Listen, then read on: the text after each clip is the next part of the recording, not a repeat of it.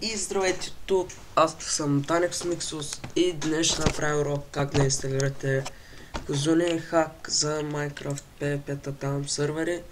Така влизате тук, епото ще има линк под описанието. Нали, изтегляте си го, след като го изтеглите, ето, нали, хакът, разархивирате го, чакайте да ви покажа. След като го разархивирате там с WinRAR, каквото имате, тази папка я прехвърляте в... По-точно влизате първо в процента по дата. Така се пише, ето. Roaming пише отгоре, влизате.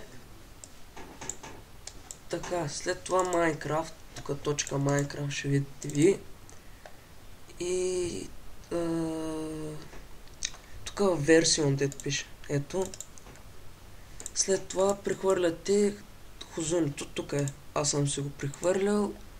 След като го прехвърлите, влизате в Minecraft. Само малко чакай докато зареди. Така, хайде бе.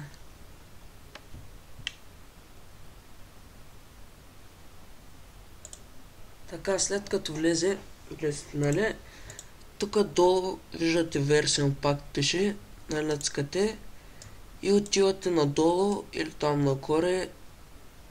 Тук долу някъде ще ви е то. Reals Kazune пише, натискате върху него и натискате Play.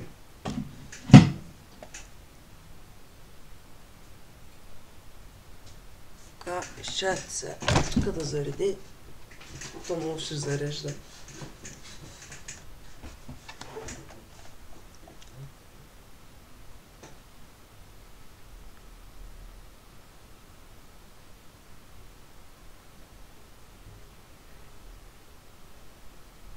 Хайде бе. Така влезе ето. Може малко да лагва, защото снимам с бандика.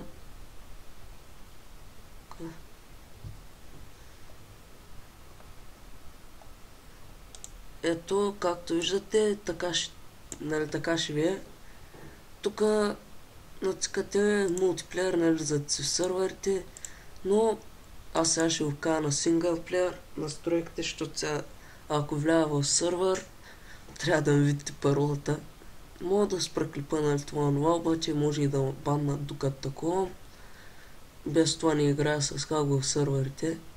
Това е само урок. Така. Сега да стоя на едно място. Натискате десния shift до стрелките долу. След като го натиснете, натискате тук. Първата настройка ви е, нали, тракер. Тук го виждате, не знам как се чете точно. И после тези тук също ги натискате на Hub. После натискате върху Kill Aura и Anti-Knockback.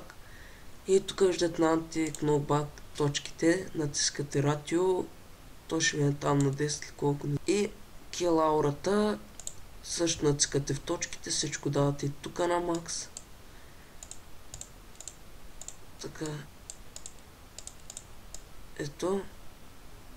След като дадете всичко на макс, нали, тук натискате върху Silnet, Players, Invisible, нали, да виждате тези хора, които са имат Invisible.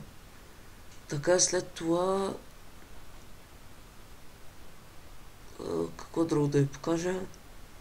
Да, това са настройките на Kazune. Натискате Escape да излезете от тук. След това ще ви се появи това нещо тук, от лявата страна. И като натиснете, нали, първо натискате B.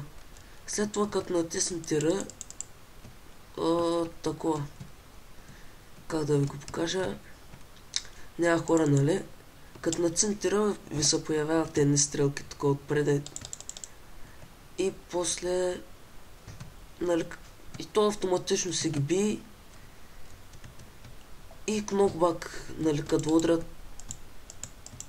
удрят вас, нали, не отивате назад, стоите си на едно място. И да, това беше от този урок, приятели. Дано да съм бил полезен.